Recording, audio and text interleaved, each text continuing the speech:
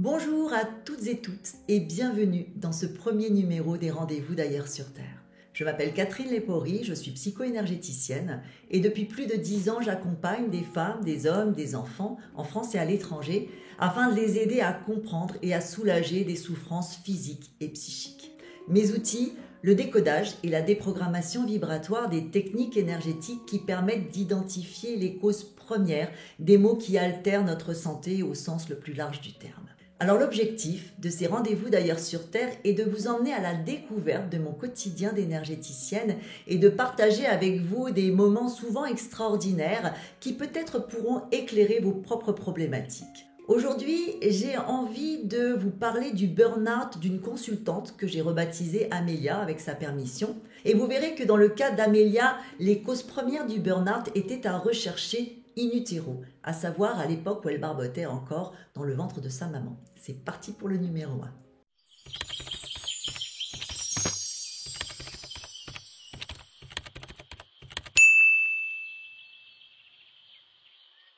Vous avez certainement entendu ou lu cette phrase d'Albert Einstein qui dit que tout dans l'univers est vibration. Et en effet, tout dans l'univers est vibration, énergie et information. Par conséquent, une émotion en termes d'énergie est avant tout une vibration qui contient une information. Or, nous stockons toutes nos émotions, qu'elles soient positives ou négatives, dans ce qu'on pourrait appeler notre disque dur énergétique. Chaque émotion, en fait, possède une amplitude vibratoire à la mesure de l'événement qui l'a provoqué. Et nous stockons les émotions que nous avons vécues sur différents plans vibratoires. Il y a bien sûr toutes les émotions que nous avons vécues sur notre plan de vie actuel, à savoir le plan de vie depuis notre conception. Mais il y a aussi toutes les émotions que nous avons hérité de nos lignées, de nos ancêtres, ce qu'on appelle le plan transgénérationnel, auquel on pourrait ajouter tout ce qui a trait à l'épigénétique, c'est-à-dire l'influence de l'environnement et de l'histoire. Il y a également toutes les émotions que nous avons accumulées dans nos autres incarnations, puisqu'il fait assez peu de doute que nous sommes des énergies infinies qui viennent périodiquement faire une expérience dans ce laboratoire expérimental de la matière qu'est la Terre. Et enfin, nous stockons aussi des émotions qui nous viennent d'un autre plan de vie, qui est un plan de vie non incarné, que j'appelle moi le plan de l'au-delà énergétique, que d'autres vont appeler l'entre-deux-vie, où il y a encore d'autres mots qui désignent ce plan-là, et qui est un plan où nous éprouvons aussi des émotions qui nous font avancer avant la prochaine incarnation. Alors avant d'aller plus loin, il me faut vous rappeler un principe énergétique fondamental. Nous sommes dans un univers électromagnétique où tout s'attire comme des aimants. Nous pourrions donc dire que nous attirons ce qui nous arrive à partir des fréquences vibratoires que nous émettons. Plus une émotion va être puissante, plus elle va attirer à elle une situation de vie qui lui correspond. C'est un peu comme si ces émotions se nourrissaient en attirant ce qui va leur permettre de continuer à exister. Donc des situations analogues. Vous connaissez le cas tristement classique de cet enfant maltraité à la maison, qui va être aussi maltraité à l'école, qui va subir de la dévalorisation, du harcèlement et qui plus tard trouvera un premier conjoint maltraitant, peut-être un deuxième quand il a réussi à sortir des griffes du premier et qui va rencontrer aussi des situations analogues au travail. En fait, il semble que plus l'émotion se nourrit, plus elle grossit et plus sa force magnétique grandit et plus ça devient compliqué.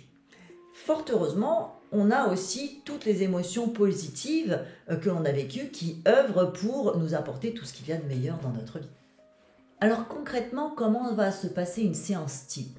Lorsqu'un consultant vient me voir, la première chose que je vais faire, ou presque après un échange, c'est d'entrer en connexion énergétique avec lui pour essayer d'identifier sur quel plan vibratoire se situent les émotions qu'il ou elle est venu poser auprès de moi. Comme je vous l'ai dit tout à l'heure, j'ai choisi dans ce premier rendez-vous d'ailleurs sur Terre de prendre un exemple, une problématique liée au plan de vie actuel, donc au plan de vie à partir de la conception. Il y a donc cette femme qu'on va appeler Amélia qui vient me voir à la suite d'un burn-out qui la laisse dans un état de fatigue constante.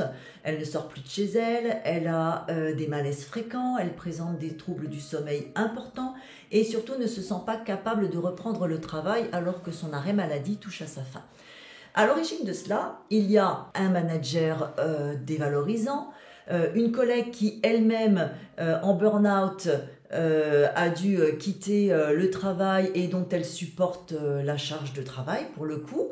Elle a aussi la sensation de jamais être à la hauteur malgré les efforts surhumains qu'elle déploie pour que tout soit toujours parfait.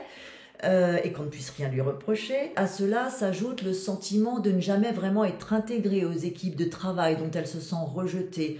Et d'ailleurs, je suis sûre que certains se reconnaissent déjà dans le portrait que je fais d'Amélia. Et celle-ci, d'ailleurs, me signale qu'elle a, à plusieurs reprises, été dans cette situation dans les différents postes qu'elle a occupés. Donc, pas de reconnaissance, pas de gratitude, des situations de tension avec les collègues, un sentiment d'exclusion.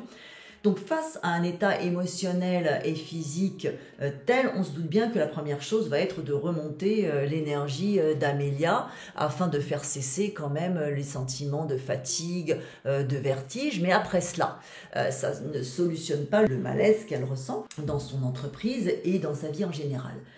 Pour soulager durablement ce mal-être et faire que non seulement Amélia puisse retrouver la forme physique et morale, mais qu'elle la retrouve durablement, il faut qu'elle arrête de subir sa vie. Et il faut qu'elle se retrouve. Alors, nous possédons déjà plusieurs indices. La dévalorisation, le souci de perfection, le rejet, le sentiment d'illégitimité au travail.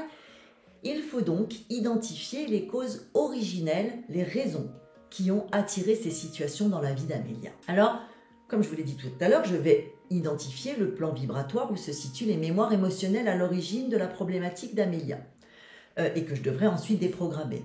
Dans ce cas, la connexion énergétique que j'établis m'oriente plus précisément vers la période in utero. Il est important que je vous précise que je travaille aussi avec un pendule qui est un petit peu le Dr Watson de mon Sherlock Holmes intérieur et qui me confirme, m'infirme mes intuitions et qui prend parfois des mesures de datation par exemple. Et dans ce cas, il m'indique que la problématique se situe à 2 mois in utero. Par conséquent, je demande à Amélia si sa mère lui a donné des informations sur la grossesse. Et en effet, Amélia peut me confirmer que sa mère lui a toujours dit que lorsqu'elle avait découvert sa grossesse, elle avait un instant songé à ne pas la garder. Mais qu'elle s'était très vite ravisée et qu'elle avait toujours été une mère attentive, extraordinaire, aimante. En fait, Amélia avait été précédée d'un autre bébé, d'une petite fille qui était morte à 2 mois de la mort subite du nourrisson. Or, sa maman découvre sa grossesse seulement 2 mois après la mort du bébé. Et à ce moment-là, le deuil n'est pas fait. Elle ne se sent pas capable d'accueillir comme il se doit un autre enfant, de l'aimer plus ou autant. Sauf que le fœtus ressent tout. Cette mémoire de rejet, je ne veux pas de toi, pire, je veux que tu disparaisses. Cette négation du droit d'exister, cette dévalorisation, tu n'es pas à la hauteur de ta grande sœur défunte, cette culpabilité d'avoir pris la place du bébé décédé, vont marquer à jamais l'existence d'Amélia. D'ailleurs, elle me confirme avoir toujours tout fait pour s'assurer l'amour de ses parents, qui le lui ont bien rendu d'ailleurs. Elle a été une première de classe, mais elle était prise de crise d'angoisse à l'idée d'avoir fait des erreurs. Elle ne savait jamais dire non aux autres camarades de classe, par peur du rejet, mais en fait elle était rejetée parce qu'elle était trop studieuse, trop ceci, trop cela, et elle vivait dans un sentiment perpétuel d'avoir usurpé une place qui n'était pas la sienne, à l'école, au travail. Et même avant de rencontrer son mari, avec qui, heureusement, elle vit une relation harmonieuse et apaisée, eh bien, elle avait eu des relations tumultueuses avec des hommes manipulateurs, dévalorisants et même violents, avec lesquels elle n'avait jamais cessé d'essayer d'arrondir les angles par peur d'être rejetée, de ne pas être aimée. C'est un peu un classique, là encore. Alors vous allez me dire, comment est-il possible qu'une émotion ressentie à 2 mois in utero puisse encore avoir de telles conséquences?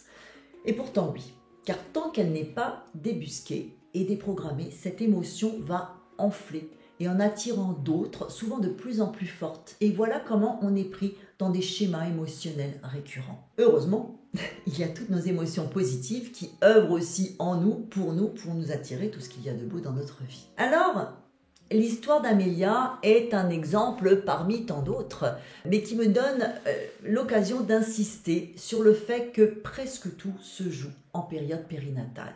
Dans son cas, il y avait une double problématique très importante.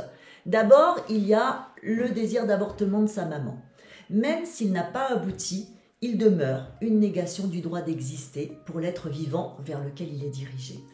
Il s'agit parfois d'une idée furtive qui va traverser l'esprit de la maman. Parce que ce n'est pas le moment, parce qu'il s'agissait d'une relation non consentie, parce on évoquait une interruption de grossesse thérapeutique, tout ce qu'on peut imaginer. L'objectif n'est pas ici de culpabiliser quoi que ce soit, mais de prendre conscience de l'importance que peuvent avoir ces émotions afin de pouvoir les traiter et s'en occuper. Et souvent, les gens qui ont été l'objet d'une intention d'avortement vont avoir en fait beaucoup de mal à exister, à s'accomplir dans leur vie sentimentale, dans leur vie professionnelle, à être reconnus pour leurs valeurs et leurs compétences. Ils vont devoir souvent déplacer des montagnes pour réussir à faire ce que d'autres vont faire plus facilement. Et certains de mes patients ont connaissance de cela, mais d'autres ne savaient pas qu'il y avait eu cette intention ou même cette pensée d'avortement, et on va le découvrir au moment du décodage. D'autre part, deuxième point important dans le cas d'Amélia, c'est qu'elle succède à un autre enfant qui est mort, et cela va entraîner un sentiment d'illégitimité, le fameux syndrome de l'imposteur, qui fait qu'on a en permanence le sentiment de ne pas être à sa place, de ne pas être à la hauteur. On a le sentiment que les autres se méprennent sur nos qualités. Et en même temps, on va redoubler d'efforts pour être reconnu. On n'a pas de droit à l'erreur, on vit dans une anxiété perpétuelle de se tromper. Et on développe souvent la peur de ne pas être aimé, qui entraîne une forte difficulté à dire non, par exemple. Il faut souligner aussi que même lorsque la conception de quelqu'un a été précédée ne serait-ce que d'une fausse couche, on va presque systématiquement développer ce sentiment d'illégitimité. Dans le cas d'Amélia, nous avons pu déprogrammer toutes les émotions liées à la période in utero.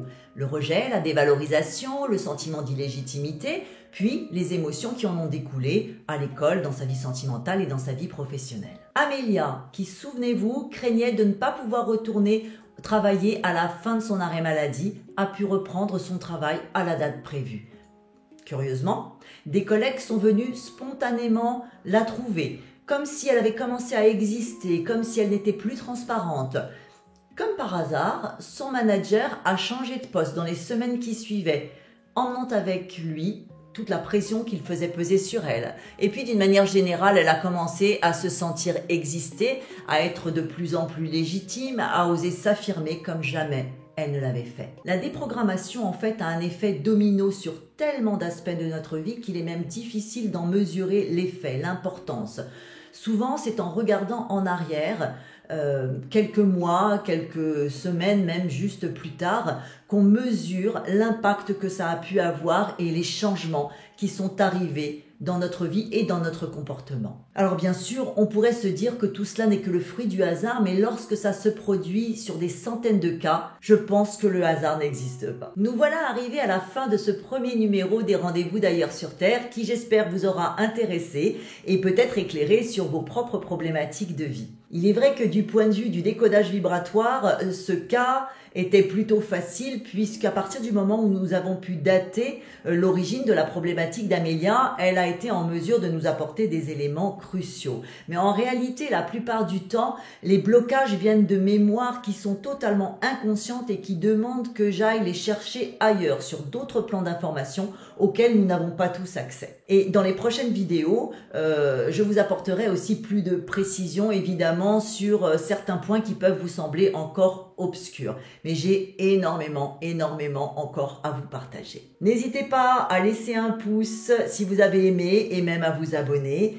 Merci infiniment à vous tous de m'avoir accompagné aujourd'hui dans ce premier numéro et à très bientôt pour un nouveau rendez-vous d'ailleurs sur Terre. Bye bye!